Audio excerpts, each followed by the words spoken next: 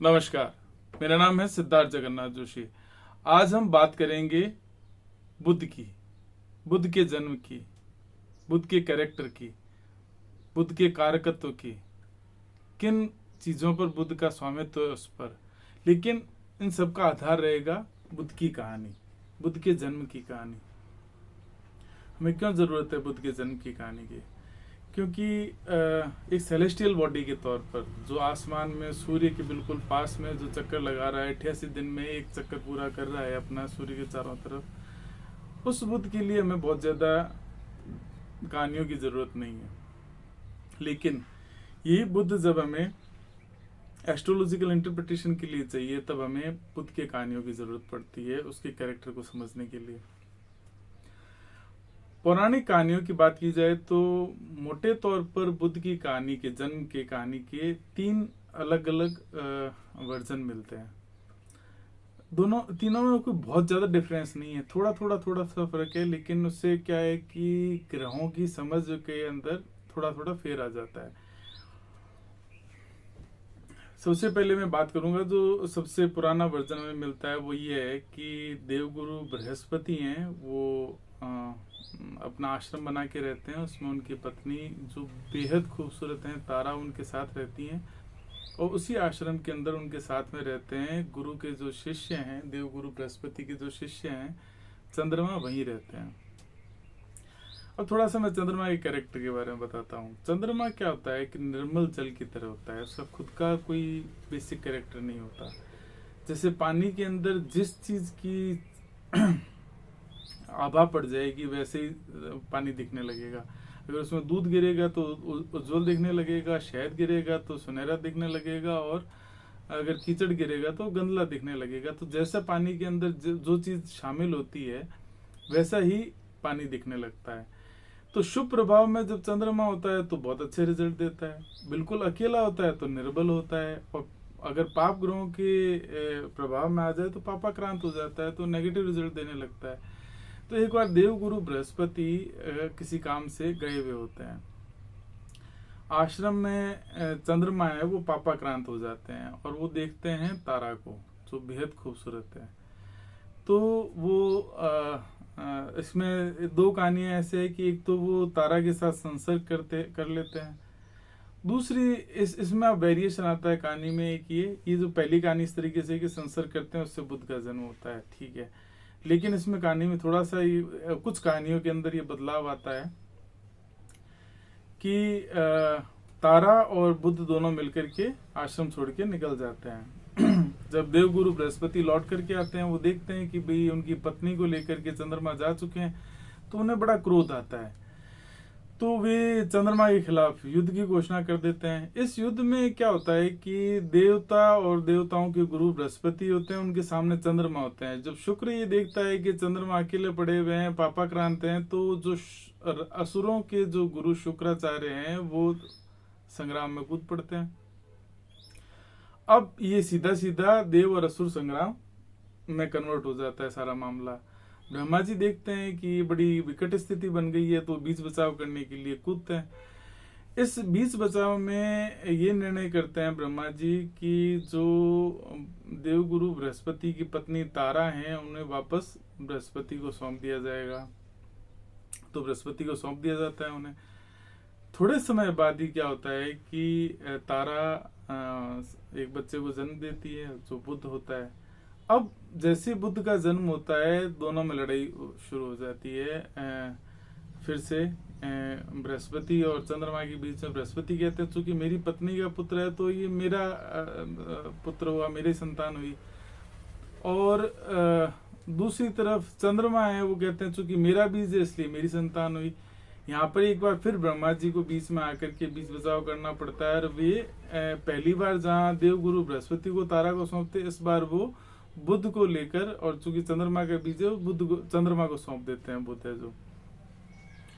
अब चंद्रमा खुद तो उनका पालन नहीं कर सकते, तो फिर वो क्या है कि अपनी 2 पत्नियां, जो उनकी 27 पत्नियां हैं, जैसे कि आप जानते हैं कि जितने नक्षत्र हैं उन सबको उनकी पत्नी कहा गया है, वैसी 2 पत्नियां हैं, कृतिका और रोहिणी। तो चंद्रमा बुद्ध को लेते हैं और कृतिका रोहिणी को सौंप देते हैं। इस तरीके से बुद्ध की कहानी, जन्म की कहानी कही गई है इन दोनों वर्जन में कहानियों के, जिनमें चाहे वो उनके संसर्ग करके वहीं पे बुद्ध को छोड़ आते हैं, चाहे वो संग्राम के बाद में उनको देना पड़ता है। दोनों कहानियों में लेकिन ये है कि हमें एस्ट्रोलॉजिकली बहुत ज्यादा चीजें नहीं मिलती है। पौराणिक तो आख्यान मिल जाते हैं, लेकिन हमें चाहिए इसका ज्योतिषीय रिप्रेजेंटेशन। तो इसके लिए जो कहानी है वो इस तरीके से है। अब जो कहानी की तीसरा वर्जन है ये, जो कि हमें ज्योतिषियों के लिए सर्वाधिक उपयोगी, इसको ध्यान से सुनिएगा। बृहस्पति घूम रहे होते हैं बहुत ही अच्छे वातावरण के अंदर, तब उन्हें लगता है कि उन्हें कुछ समय के लिए स्त्री बनना चाहिए, क्योंकि बृहस्पति की दोनों राशियां हैं ना, धनु और मीन, दोनों द्वि स्वभाव है। तो ये जो जुपिटर है ये मोर लेस दोहरी प्रकृति का होता है। तो लेकिन चूंकि उसकी मुख्य राशि धनु है, वो पुरुष राशि है, तो पुरुष रूप में रहते हैं मोस्टली। लेकिन उनकी इच्छा हो जाती है कि अब स्त्री रूप में आया जाए, तो ब्रह्मा जी से जाकर के आग्रह करते हैं कि ब्रह्मा जी मुझे स्त्री बना दीजिए। तो ब्रह्मा जी उनको मना करते हैं कि नहीं, आपको स्त्री नहीं बनना चाहिए। उसके कारण आगे पता चलेंगे, लेकिन उस समय ब्रह्मा जी बड़ा स्पष्ट मना करते हैं कि मैं स्त्री बनाना ठीक नहीं है। लेकिन देवगुरु बृहस्पति अड़ ही जाते हैं कि नहीं, अब मुझे तो स्त्री ही बनना है। तो फाइनली ब्रह्मा जी कहते ठीक है, जैसी तेरी इच्छा। वो उनको स्त्री बना देते हैं। अब जो धनु की स्त्री होती है बहुत खूबसूरत होती है जनरली भी, वो अपन आगे उस पर बात करेंगे जब इसके इम्प्लीमेंटेशन कैसे होता है। तो वो स्त्री बन जाती है, बेहद खूबसूरत स्त्री बन जाती है। अब वो विचरण करती है, स्वच्छंद होती है। धनु की स्त्री स्वच्छंद होती है, वो घूमती है। तो वो धनु की स्त्री के अंदर दो खासियत होती है, वो परंपराओं और मूल्यों का पालन करती है और आधुनिक विचारों की होती है। तो वैसे ही आप समझ लीजिए कि वो जो धनु की स्त्री बनती है उसके अंदर ये कैरेक्टरिस्टिक्स होता है। तो ऐसे घूम रही होती है, तो ऐसी बेहद खूबसूरत स्त्री को पापाक्रांत चंद्रमा देख लेते हैं। जो चंद्रमा से घूमते फिरते कि राहु शनि के साथ में होते हैं, वो उसी चपेट में आ जाते हैं। वो क्या है कि स्त्री बनी बृहस्पति का बलात्कार कर देते हैं, उनके साथ अत्याचार अनाचार कर देते हैं और चले जाते हैं। अब क्या है कि वो बृहस्पति घबरा जाते हैं, वो कहते हैं अरे यार ये तो गड़बड़ हो गई।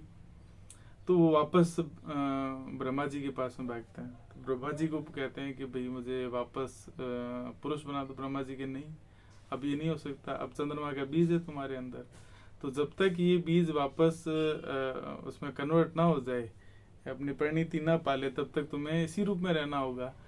तो किसी प्रकार के प्रसव काल को बृहस्पति जो है बिताता है और बुध का जन्म होता है और वो वापस तुरंत पुरुष बन जाता है। तो इस तरीके से बुध का जन्म होता है। तो इसमें इस कहानी में ये होता है कि फिर अब बुध का जन्म हो गया, होते ही बुध का जन्म होते ही वो अनाथ हो जाते हैं, क्योंकि चंद्रमा के पास तो कोई लाइबिलिटी पहले नहीं थी, वो तो बलात्कार करके जा चुके थे। और जो माता थी वो भी अब पुरुष में कन्वर्ट हो चुकी है। तो अब न तो उनके पास माता है न पिता है, तो इस तरीके का अनाथ बालक है वो भटकने लगता है। अब जो भटकते हुए अनाथ बालक को कभी राहु पकड़ लेता है, कभी शनि पकड़ लेता है, कभी केतु पकड़ लेता है। तो इस तरीके से क्या है कि वो डिस्टर्ब रहता है लगातार। तो ऐसी स्थिति में उनको वहीं उसी माहौल के अंदर जो नेगेटिव माहौल है वहां पर उनको शुक्र मिलते हैं। तो शुक्र बुध को अपने साथ ले लेते हैं कि तो आजा मेरे साथ। शुक्र की खासियत ये होती है कि वो लगातार सूर्य के साथ घूमते हैं, तो वो बुध को भी उनके साथ में कर देते हैं। अब चूंकि वो चंद्रमा के मतलब मानस के और जुपिटर के ज्ञान के पुत्र हैं, तो उनमें बुद्धि मेधा बहुत जबरदस्त होती है। तो वो बहुत जल्दी सूर्य के और ज्यादा, जो सूर्य नारायण भगवान है उनके और ज्यादा करीब आ जाते हैं और शुक्र की तुलना में भी ज्यादा करीब आ जाते हैं।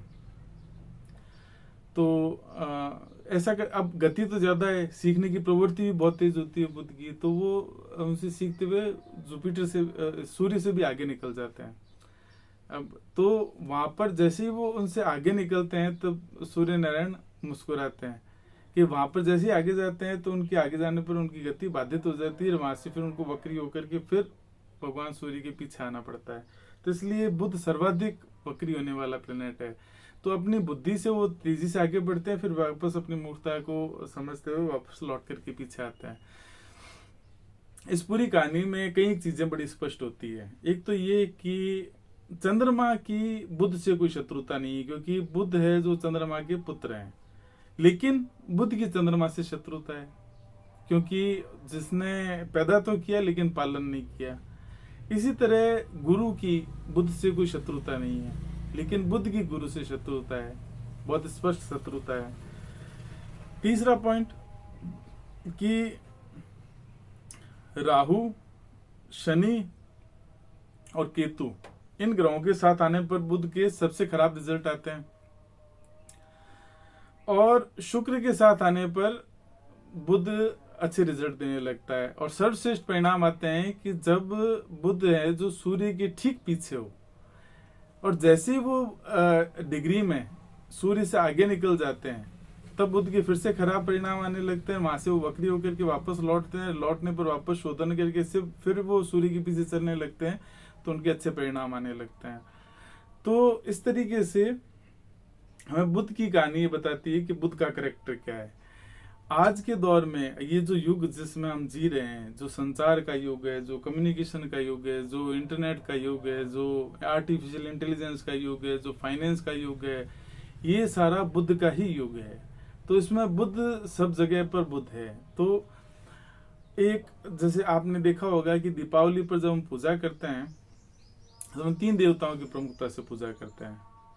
सरस्वती की करते हैं, लक्ष्मी की करते हैं और गणेश की करते हैं। गणेश जी के पास में इस बुध का आधिपत्य है। जिस बुध का हमारी बुद्धि पर आधिपत्य है, उस बुध पर गणेश जी का आधिपत्य है। तो इसलिए बुध क्यों जरूरी है कि ज्ञान है वो बड़ी ब्रिटल, बहुत ही भंगुर चीज है। क्योंकि ज्ञान होना अपने आप में पर्याप्त नहीं है। ज्ञान किसी को एंसेस्टर्स मिल सकता है, पुश्तैनी ज्ञान मिल सकता है, कोई गुरु ज्ञान दे सकता है, लेकिन उस ज्ञान का उपयोग करना पूरी तरह से बुद्धि के हाथ में होता है। आपने ऐसे बहुत से केसेस देखे होंगे कि जिसमें ज्ञान तो खूब होता है, IIT टॉपर है, लेकिन आगे जाकर के उसकी बुद्धि बिगड़ जाती है, वो मानसिक रोगी हो जाते हैं और उसका कोई उपयोग नहीं रहता। बहुत से ऐसे स्कॉलर हुए हैं जिन्होंने जब उनकी बुद्धि ठिकाने थी तब तो उन्होंने बहुत परफॉर्म किया, जैसी बुद्धि ने साथ छोड़ा तो वो ज्ञान सारा पड़ा रह गया। तो इसलिए जो जुपिटर है, जो गुरु है, उसको सबसे बड़ा खतरा है वो बुध से ही रहता है कि जब तक वो बुध सदा हुआ रहे तब तक ज्ञान का उपयोग है। तो अब ये दोनों एक दूसरे के कैसे है कि जो पहला भाव होता है वो होता है स्वयं का, और सप्तम भाव होता है उसके क्षरण का, उसके खत्म होने का। तो यहाँ आप देखेंगे कि जुपिटर की दोनों राशियां हैं, उनके सप्तम में गुरु है, और सप्तम के बुध के सप्तम में जुपिटर की राशियां हैं। तो ये दोनों एक दूसरे को खत्म करने वाले भी हैं, एक दूसरे के पूरक भी हैं, और एक दूसरे के साथ के रखना भी बहुत जरूरी है। तो बुध की ये कहानी में बताती है कि बुध कहाँ पर तो कमजोर होता है, कहाँ पर वो ताकतवर होता है, और किन से शत्रुता करता है। तो उससे सूर्य के सबसे वो अनुकूल है बुध। तो कई बार ऐसा लोग मान लेते हैं कि बुध अस्त होने से खराब हो गया, कभी नहीं होता। बुध अगर अस्त है इसका मतलब वो सूर्य के सबसे पास में सबसे अच्छे रिजल्ट देने वाला है। इसलिए तो बुधादित्य योग बनाया गया है। बुधादित्य योग अपने आप में मतलब पूरी कुंडली में कहीं उसकी बुद्धिमान होने का योग ना हो, सिर्फ बुधादित्य हो, उसके अलावा लग्न खराब हो, चंद्रमा खराब हो, सब चलेगा, लेकिन बुधादित्य है तो उसकी बुद्धि को बचा के रख लेगा। दूसरा शुक्र के साथ में आता है बुध। तो मतलब कि आप जैसे जनरल भाषा के अंदर माने कि किसी के पास में लग्जरी है लेकिन लग्जरी का सेंस नहीं है, कि पैसा तो उसके पास में करोड़ों का पड़ा है लेकिन वो खुद फटियाल घूमता है, वो होता है शुक्र के साथ बुध नहीं होने का परिणाम। कि भाई शुक्र तो है, उसके पास में धन तो आ गया, समृद्धि आ गई, लेकिन उसको बरतने का शऊर नहीं आया, तो वो बुध से आएगा। तो शुक्र बुध होना इसलिए जरूरी होता है। चंद्रमा बुध बहुत अच्छी चीज दिखने के बावजूद भी अच्छा नहीं होता। क्यों? क्योंकि चंद्रमा की भली बुध से शत्रुता ना हो, लेकिन बुध चंद्रमा का शत्रु होता है। तो बुद्धि के अंदर चंद्रमा एक पॉइंट इसमें ये एक और है कि चंद्रमा जहां जिसके साथ बैठेगा वहां फ्लक्चुएशन भी करता है, क्योंकि जल है ये तो, और बुद्धि को अगर स्थिर रखना है तो हमें उसे फ्लक्चुएशन से दूर रखना पड़ेगा। इसलिए बुध और चंद्रमा बहुत अच्छे कॉम्बिनेशन नहीं होता। तो इस तरीके से हम बुद्ध की कहानी से आप भी इस कहानी को जब बार गौर से सुनेंगे, बार बार सुनेंगे, तो आपको इसमें भी काफी सारे क्लूज मिलेंगे कि कैसे बुद्ध किस ग्रह के साथ में, किस ग्रह के विरोध में, और कैसे वो रिजल्ट देता है, कहाँ कहाँ उसका कारकत्व मिल सकता है, कैसे एक मानस और ज्ञान मिलकर के बुद्धि को पैदा करते हैं। तो जैसे जैसे आप इस कहानी को बार बार पढ़ेंगे, बार बार मनन करेंगे, तो इसमें बहुत सारी चीजें निकलेंगी। तो ये बुद्ध की कहानी है। आगे भविष्य में और ऐसे ग्रहों की कहानियां लेकर के आऊंगा। नमस्कार।